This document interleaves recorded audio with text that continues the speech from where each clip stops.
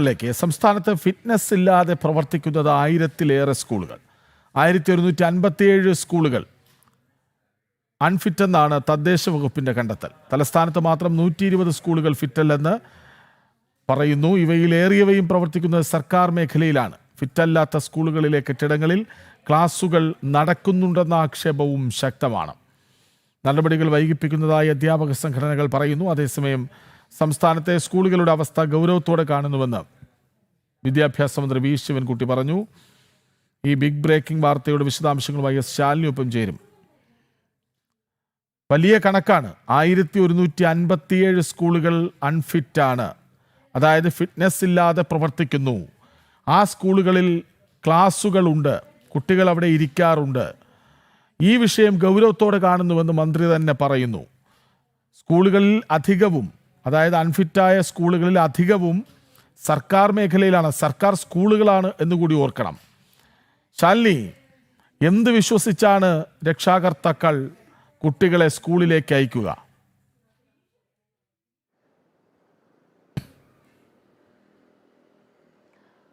കൃഷ്ണരാജ്, അതൊരു പ്രധാനപ്പെട്ട ചോദ്യം തന്നെയാണ്. കാരണം 40 വട്ടവും വിദ്യാഭ്യാസ മന്ത്രി വി ശിവൻകുട്ടി അടക്കമുള്ളവർ പറയുന്നത് സംസ്ഥാനത്തെ പൊതുവിദ്യാലയങ്ങൾ, പ്രത്യേകിച്ച് സർക്കാർ സ്കൂളുകളുടെ പേരുകൾ എടുത്തു പറഞ്ഞുകൊണ്ട് അദ്ദേഹം പറയുന്നത് 5 സ്റ്റാർ ഹോട്ടലിന് സമാനമായ സാഹചര്യവും അന്തരീക്ഷവും സ്കൂളുകളിലുണ്ട് എന്നുള്ളതാണ്. പക്ഷേ നിയമസഭയിൽ മന്ത്രി തന്നെ രേഖാമൂലം നൽകിയിട്ടുള്ള ഒരു മറുപടിയാണ്.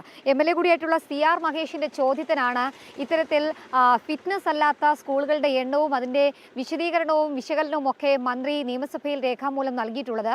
1157 പൊതുവിദ്യാലയങ്ങൾ ഉൾപ്പെടെ, അതായത് സംസ്ഥാനത്തെ 1157 സ്കൂളുകൾ സുരക്ഷിതമല്ല. വിദ്യാർത്ഥികൾക്ക് വന്നിരുന്ന് പഠിക്കാനോ അല്ലെങ്കിൽ അവരുടെ പ്രാഥമിക കാര്യങ്ങൾ ചെയ്യാനോ അല്ലെങ്കിൽ അവർക്ക് കളിക്കാനോ ഒന്നും ഇടമില്ലാത്ത, ഫിറ്റ്നസ് ഇല്ലാത്ത സ്കൂളുകളാണ് എന്നുള്ളത് സ്ഥിരീകരിക്കുകയാണ്. ഇത് വെറും ഒരു കണക്കോ അല്ലെങ്കിൽ വ്യാജമായോ നമ്മൾ പറയുന്നതല്ല. നിയമസഭയിൽ തന്നെ മന്ത്രി CR മഹേഷിന് നൽകിയിട്ടുള്ള മറുപടിയാണ്. അതിൽ 1157 സ്കൂളുകൾ ഫിറ്റ്നസ് അല്ല, അല്ലെങ്കിൽ തദ്ദേശ വകുപ്പ് കണ്ടെത്തിയതാണ് എന്ന് മന്ത്രി തന്നെ സമ്മതിക്കുകയാണ്. അത് എയ്ഡഡ് മേഖലയിലുള്ള സ്കൂളുകൾ ഉണ്ട് എങ്കിൽ പോലും സർക്കാർ മേഖലയിലെ സ്കൂളുകൾ, അതായത് പൊതുവിദ്യാലയങ്ങൾ, സർക്കാർ വിദ്യാലയങ്ങളാണ് ഇതിലേറിയ പങ്കും എന്നുള്ളതാണ് ഏറ്റവും ശ്രദ്ധേയമായിട്ടുള്ള കാര്യം. തലസ്ഥാന ജില്ലയിൽ നിയമസഭാ സമ്മേളനം നടക്കുകയാണ്. ഈ നിയമസഭാ സമ്മേളന വേദിയിൽ തന്നെയാണ് കഴിഞ്ഞ 19-ാം തീയതിയാണ് ഇത് സംബന്ധിച്ചൊരു ചോദ്യം നിയമസഭയിലേക്ക് എത്തുന്നത്. ആ ചോദ്യത്തിനാണ് മന്ത്രി ഇത്തരത്തിൽ മറുപടി നൽകിയിട്ടുള്ളത്. അതായത് പല കാരണങ്ങൾ കൊണ്ട് ഈ സ്കൂള് ഫിറ്റ്നസ് അല്ല എന്നുള്ളതാണ്. നമുക്കറിയാം, കഴിഞ്ഞ കാലങ്ങളിൽ കൊല്ലം ജില്ലയിൽ ഉണ്ടായ ഒരു അപകടമടക്കം നമ്മൾ കണ്ടതാണ്. വൈദ്യുതി ലൈനിൽ നിന്നും വൈദ്യുതാഘാതമേറ്റ ഒരു ചെറിയ ക്ലാസ്സിലെ വിദ്യാർത്ഥി, അവന് ആ സ്കൂളിൽ വെച്ച് ജീവൻ നഷ്ടമായി. അതിൻ്റെ പരാതികൾ അതൊക്കെ കെട്ടടങ്ങുന്നതിന് മുൻപ് തന്നെയാണ് നിയമസഭയിൽ ഇത്തരത്തിൽ രേഖാമൂലം മന്ത്രി മറുപടി നൽകിയിട്ടുള്ളത് എന്നുള്ളതാണ് ഏറ്റവും ശ്രദ്ധേയമായിട്ടുള്ള കാര്യം. നിയമസഭ അടക്കം സ്ഥിതി ചെയ്യുന്ന തിരുവനന്തപുരം ജില്ലയിൽ 120 സ്കൂളുകൾ ഫിറ്റ്നസ് അല്ല എന്നുള്ളതാണ് ഏറ്റവും ശ്രദ്ധേയമായിട്ടുള്ള കാര്യം. കഴിഞ്ഞ കുറച്ച് നാളുകൾക്ക് മുൻപ് വർക്കല ആറ്റിങ്ങൽ മേഖലയിൽ സമാനമായൊരു സാഹചര്യം ജനം TV റിപ്പോർട്ട് ചെയ്തതാണ്.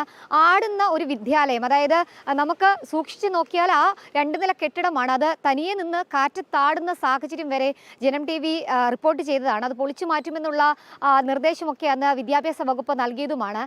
അതേമാതിരി തന്നെ പൊളിച്ചു മാറ്റൽ ഭീഷണിയിൽ നിൽക്കുന്ന, അല്ലെങ്കിൽ വിദ്യാർത്ഥികൾക്ക് സുരക്ഷിതമായി ഇരുന്ന് പഠിക്കാൻ കഴിയാത്ത ഏകദേശം 1157 വിദ്യാലയങ്ങൾ സംസ്ഥാനത്തുണ്ട് എന്നുള്ളതാണ് വിദ്യാഭ്യാസ മന്ത്രി തന്നെ സമ്മതിക്കുകയും ചെയ്യുന്നതിൽ. ആലപ്പുഴ ജില്ലയിലും അത്രയധികം, ഏകദേശം 100-ൽ കൂടുതൽ സ്കൂളുകൾ ആലപ്പുഴ ജില്ലയിൽ മാത്രം ഈ സർക്കാർ മേഖലയിൽ ഇത്തരത്തിലുള്ള ഭീഷണി നേരിട്ട് നിൽക്കുന്നുണ്ട്.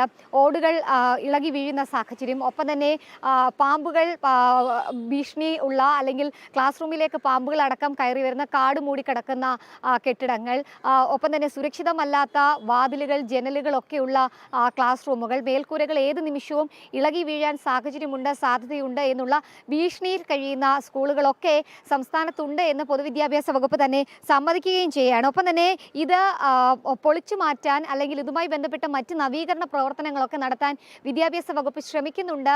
ഒപ്പം തന്നെ ഒപ്പം തന്നെ ഇത്തരത്തിലുള്ള ആശങ്ക ഗൗരവത്തോടു കൂടി കാണുന്നുണ്ട് എന്നുള്ളതാണ് വിദ്യാഭ്യാസ മന്ത്രി പറയുകയും ചെയ്യുന്നത്. എന്തായാലും ആശങ്കയോടെ തന്നെ വേണം സംസ്ഥാനത്തെ പൊതുവിദ്യാലയങ്ങളിലേക്ക് കുഞ്ഞുങ്ങളെ അയക്കാൻ. പല ഘട്ടങ്ങളിലും വിദ്യാഭ്യാസ വകുപ്പ് പറയുന്നുണ്ട്, മന്ത്രി പറയുന്നുണ്ട്, കുട്ടികളുടെ എണ്ണം സ്കൂളിലേക്ക് കുറയുന്നുണ്ട്, വിദ്യാലയങ്ങളിലേക്ക് എത്തുന്ന കുട്ടികളുടെ എണ്ണം കുറയുന്നുണ്ട് എന്നൊക്കെ. ഇത്തരത്തിലുള്ള ആശങ്കകൾ, ഇത്തരത്തിലുള്ള അടിസ്ഥാന സൗകര്യങ്ങൾ ഇല്ലാത്തത് തന്നെയാണ് പൊതുവിദ്യാലയങ്ങളിലേക്ക് വിദ്യാർത്ഥികളെ അയക്കാൻ പലരും മടിക്കുന്നത് എന്നുള്ളതാണ്. അധ്യാപകർ അടക്കമുള്ളവർ, അധ്യാപക സംഘടനാ പ്രതിനിധികൾ അടക്കമുള്ളവർ ഈ ഘട്ടത്തിൽ ആശങ്ക അറിയിക്കുകയാണ്. കാരണം ഏതെങ്കിലും തരത്തിൽ പ്രശ്നമുണ്ടാവുകയാണെങ്കിൽ, കെട്ടിടം ഇടിഞ്ഞു വീണോ, ഓടുകൾ തലയിൽ വീണോ, അല്ലെങ്കിൽ മറ്റേതെങ്കിലും തരത്തിൽ കുട്ടികൾക്ക് ബുദ്ധിമുട്ടുണ്ടായാൽ ഉടനടി ആക്ഷൻ എടുക്കുന്നത് ആ സ്കൂളിലെ പ്രധാന അധ്യാപകനും ക്ലാസ് ടീച്ചർക്കും ഒക്കെ എതിരെയാണ്. അപ്പോൾ തങ്ങളുടേതല്ലാത്ത തെറ്റിന് സർവീസിൽ നിന്ന് പോലും പുറത്തു പോകേണ്ട സാഹചര്യം ഉണ്ടാകുമോ എന്ന ആശങ്ക അത് അധ്യാപകർക്കുണ്ട്, അധ്യാപക സംഘടനകൾക്കുണ്ട്. അത് രേഖാമൂലം അവർ മന്ത്രിയെ അറിയിക്കുന്നുണ്ട് എന്നുള്ളതാണ് നമ്മൾ മനസ്സിലാക്കുകയും ചെയ്യുന്നത്. ഒപ്പം തന്നെ ഈ കിഫ്ബി പദ്ധതികളിലൊക്കെ ഉൾപ്പെടുത്തി പ്ലാൻ ഫണ്ട് അടക്കം ഉപയോഗിച്ചുകൊണ്ട് അടിയന്തരമായി തന്നെ ഈ കെട്ടിടങ്ങളുടെ നവീകരണങ്ങളും കെട്ടിടങ്ങൾ പൊളിച്ചു മാറ്റാനുള്ള നടപടികൾ സ്വീകരിക്കാനും പുതിയ കെട്ടിടങ്ങൾ നിർമ്മിക്കാനുള്ള നടപടികൾ ആരംഭിച്ചിട്ടുണ്ട് എന്നുള്ളതാണ് വിദ്യാഭ്യാസ മന്ത്രി പറയുന്നത്. അതായത് 13/5/2025 നടപടികൾ പ്രകാരം അത്തരത്തിലുള്ള നടപടികൾ ആരംഭിച്ചിട്ടുണ്ട് എന്നുള്ളതാണ് വിദ്യാഭ്യാസ മന്ത്രി ഈ ഘട്ടത്തിൽ രേഖാമൂലം അറിയിക്കുന്നത്. കൃഷ്ണരാജ്, ശാലിനി, ഇതിപ്പോൾ മന്ത്രി തന്നെ പറയുന്നുണ്ട് വളരെ ഗൗരവത്തോടെ പരിശോധിക്കും എന്ന്. ഓരോ വർഷവും സ്കൂളുകൾ തുറക്കുന്നതിന് മുൻപ് ആ സ്കൂളിലെ വാഹനങ്ങൾ, കെട്ടിടം ഒക്കെയും പരിശോധിച്ച് ഫിറ്റാണ് എന്ന് ഉറപ്പുവരുത്തേണ്ടതുണ്ട്. ഇപ്പോൾ നോക്കൂ, 1157 സ്കൂളുകൾ, അതിലേറെയും സർക്കാർ മേഖലയിലെ സ്കൂളുകൾ. ഈ സ്കൂളുകളിലൊന്നും ഫിറ്റ്നസ് ഇല്ലെന്ന് സ്കൂൾ തുടങ്ങി ഓണപ്പരീക്ഷയും കഴിഞ്ഞപ്പോഴാണ് കണ്ടെത്തുന്നത്. ഇത് തന്നെ വലിയൊരു അനാസ്ഥയല്ലേ? ആദ്യം കേസെടുക്കേണ്ടത് വിദ്യാഭ്യാസ മന്ത്രിക്കെതിരെയാണ്. കാരണം അദ്ദേഹമാണ് കീഴിലുള്ള മുഴുവൻ ഉദ്യോഗസ്ഥരെയും നിയന്ത്രിക്കേണ്ടത്. അദ്ദേഹത്തിന് കീഴിലുള്ള ഉദ്യോഗസ്ഥർ മന്ത്രിയെ ഭയന്നെങ്കിലും ഇത് ചെയ്യേണ്ടതാണ്. അപ്പോൾ നാഥനില്ല കളരി എന്ന തോന്നലാവാം ഇങ്ങനെ അൺഫിറ്റായ സ്കൂളുകളിലെ ക്ലാസ് മുറികളിലിരുന്ന് കുട്ടികൾ പഠിക്കേണ്ടി വരുന്നത്.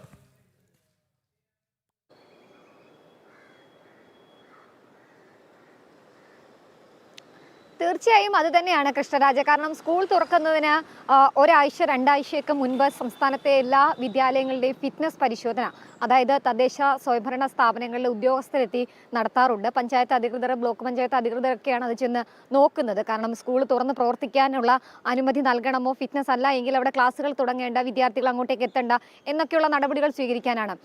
ഈ വർഷം കൃഷ്ണരാജ് സൂചിപ്പിച്ചതുപോലെ തന്നെയാണ് സ്കൂൾ തുറന്നു, ഓണപ്പരീക്ഷ കഴിഞ്ഞു, ക്രിസ്മസ് പരീക്ഷ എത്താൻ പോവുകയാണ്.